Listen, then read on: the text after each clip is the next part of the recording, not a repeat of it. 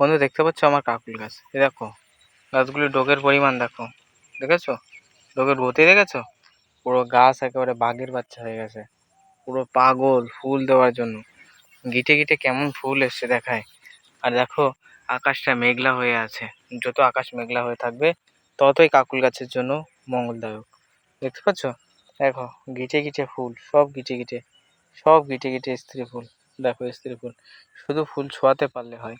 তাই আজকে এই ব্লগের মাধ্যমে তোমাদের দেখাবো কিভাবে কাকুলের জমিতে সঠিকভাবে পরাগ মিলন করলে একটা জালি লাল হবে না, প্রত্যেকটা জালি থেকে কাকুল হবে। চলো এই ভিডিওতে দেখিয়ে আসি। ফার্স্টেই আমাদের একটা কাকুলের স্ত্রী ফুলকে সংগ্রহ করতে হবে। স্ত্রী ফুল দেখে নিতে হবে যে কোথায় আছে। আমি একটু বলা ভুল করেছি, ফার্স্টে আমাদের পুরুষ ফুল সংগ্রহ করে নিতে হবে।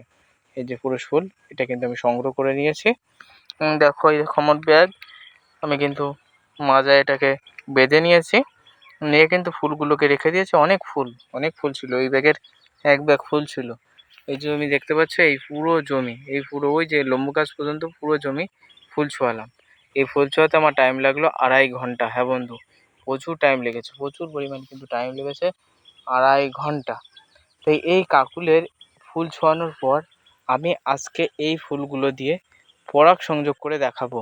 এই ফুলগুলোতে পরাগ সংযোগ করে দেখাবো কীভাবে সঠিকভাবে পরাগ মিলন করলে প্রত্যেকটা একেবারে জালি থেকে একেবারে কাকুল হবে।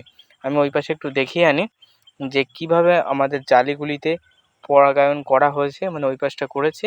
এবং মাথাটা কিন্তু কালো হয়ে যাবে, এই দেখো মাথাটা কালো হওয়া শুরু হয়েছে, দেখেছো? এই দেখো মাথাটা কালো হওয়া শুরু হয়েছে না? দেখতে পাচ্ছ মাথাটা পুরো কালো হওয়া শুরু হয়েছে। এই ফুলে এই যে ছোটো একটা ছিদ্র দেখতে পাচ্ছ, এই ছিদ্রের চারিপাশ দিয়ে কিন্তু ঘষে দিতে হবে। শুধু এই কোনায় লাগিয়ে দিলেন বা ওই কোনায় লাগিয়ে দিলেন তাহলে কিন্তু হবে না। এটা কিন্তু কাকুলের ফুলের নিয়ম। এর কিন্তু এই যে উপরে ছিদ্র দেখতে পাচ্ছ, এই ছিদ্রের চারিদিকটায় ঘষে দিতে হবে। এটাই কিন্তু নিয়ম রয়েছে, কাকুলের ফুলের কিন্তু উপযুক্ত এটাই নিয়ম।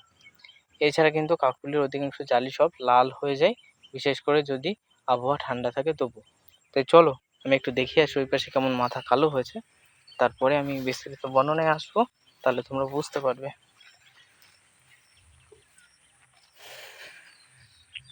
এই পাশটা আমি অনেকক্ষণ আগেই ফুল ছুঁয়েছি। গাছ দেখো, গাছ দেখেছো পুরো বাঘের বাচ্চা হয়ে গেছে, এরকম গাছ আমার এলাকায় নেই। তবে কিন্তু কাকুলের জালি দাঁড়াচ্ছিল না, শুধু একটাই কারণ, প্রচুর হারে রোদের জন্য। এই দেখো মাথাটা কালো হয়ে গেছে, দেখেছো মাথা কালো হয়ে যাচ্ছে। এই দেখো, এই দেখো মাথাটা কালো হয়ে যাচ্ছে। এই দেখো, এই দেখো মাথাটা কালো হয়ে যাচ্ছে পুড়ে, দেখেছো? এই যে এভাবে কিন্তু পুড়ে কালো হবে। এই দেখো মাথাটা দেখো কালো হয়ে যাচ্ছে পুড়ে, এইভাবে কিন্তু পুড়ে কালো হবে। ঠিক আছে, তাই এবার চলো কীভাবে পরাগায়ন করতে হয় সেটা দেখিয়ে দিই। ফুলটাকে ফার্স্টে ভেঙে নিই। এবার এই ফুলটাকে এইভাবে ভেঙে নেবে, পাপড়িটা ভেঙে নিয়ে ফুলের যে পরাগায়ন দেখতে পাচ্ছ, হলুদ হলুদ যে পরাগ রয়েছে এই যে ফুলের মাথায়, ক্যামেরার ফোকাসটা ঠিকভাবে এখানে আসছে না, আনার চেষ্টা করছি। হলুদ পরাগ রয়েছে, যেহেতু দেখতে পাচ্ছ না, ক্যামেরার ফোকাসটা আনতে পারছি না, এক হাত দিয়ে ভিডিও শ্যুট করছি সেজন্য আনতে পারছি না। আমি চেষ্টা করছি, এখানে ছুঁয়ে আমি চেষ্টা করছি পরাগটা আনার জন্য। এই যে ফুল আমার, এই দেখো হলুদ পরাগ, দেখো এই দেখো পরাগটা পুরো কিন্তু হলুদ, হাতে একটুখানি যদি লাগে, এই দেখো হলুদ, দেখেছো? এই হলুদ পরাগ লাগবে, সাদা পরাগ হলেও কিন্তু তাতে ফুল দাঁড়াবে না। এবার কি করণীয়, এই যে ফুল দেখতে পাচ্ছ, এই ফুলের চারিদিক থেকে ঘষে দিতে হবে।